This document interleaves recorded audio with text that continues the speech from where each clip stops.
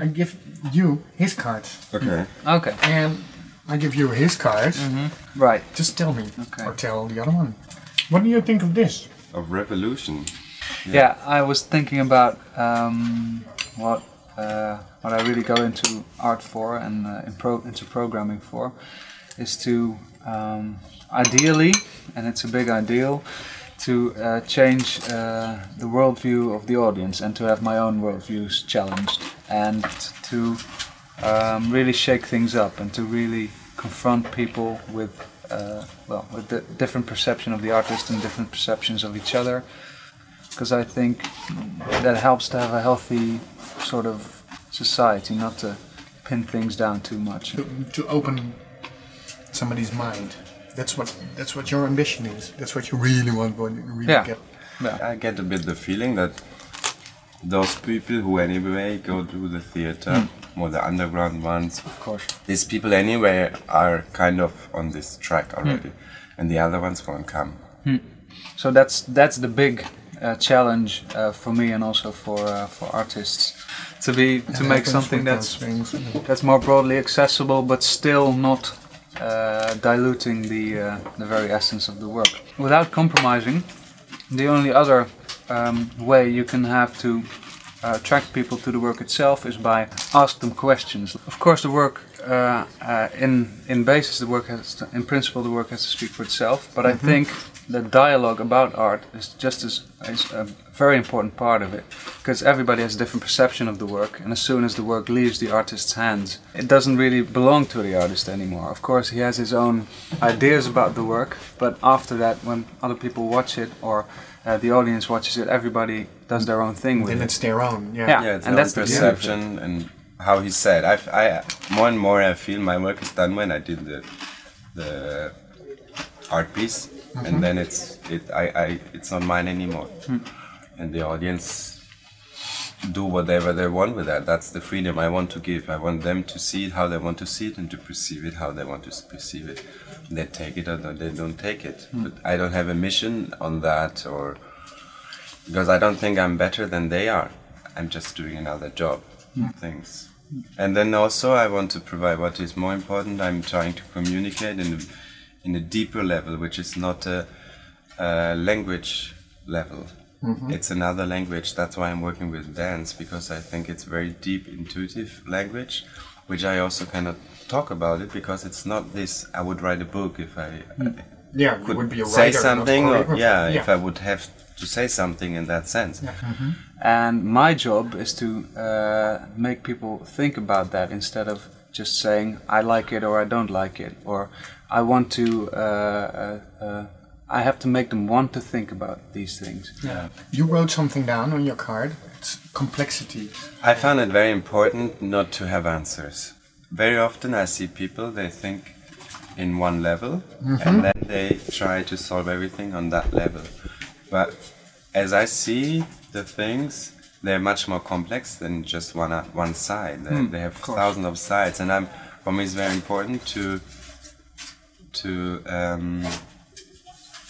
accept 2 or 3 or 5 sides which they are not logic to each other, but still they're both true. Yeah, complexity that's in and of itself not logical. Yeah, because life is so complex, and that's maybe one level I'm working on, this complexity where I cannot find a logical answer for. I cannot say, I think it's like this. This is my opinion. Or I'm trying the whole time, this is one thing, what I'm working on, to keep all the complexity inside of me and to allow it. And from that, I can start to work. Of course, yeah. Is it a rational complexity?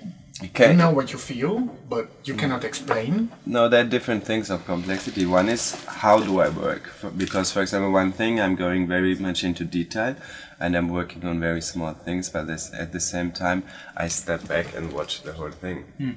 Then I try to watch with the audience eye. I try to watch with my experience until now. I try to understand the performers, the dancers. What are they? How are they come together? So there are a lot of things which I work at the same time. What an artist does is, well, make a work around a certain perception, his own perception of reality or of alternate realities or whatever. And a personal reality can't be explained in logic, because there's a lot of subconscious values and ways of looking, and the way you were raised, and the way your genetic material is put together. So what the artist does is make that into a sort of intuitive or subconscious piece. It has no logic, no verbal logic, but it makes a sort of intuitive sense if the artist has succeeded in reaching the audience with the piece. Why do I do this after this and this after this? And what is my beginning? What is my ending? What is the high point? I mean, these dramaturge elements, whatever. So that's also a logical thing about it. But as I'm trying to fill up so many layers, I'm trying to give also the audience as many possibilities to read it as I can. Okay, yeah. There's also a complexity about it. Right. You know? Yeah. So that's very complex. Why I do something and why, and I'm trying to be very open in that, and not to go on one track, logic or intuition or whatever. And I'm not trying to get emotional only about myself, because that is an ego trip. So that there are a lot of things to think about. Yeah. And that's also, I work with surprise with my dancers. That's I sometimes don't communicate so good with them what I want. I sometimes say things very abstract, so that I provoke a kind of misunderstanding, because then there happen accidents which are much richer than I can think of. So that's very important for work, because I do believe we are so big, so genius, that we can find everything like this. So I'm trying always to keep the door open for surprises. Yeah.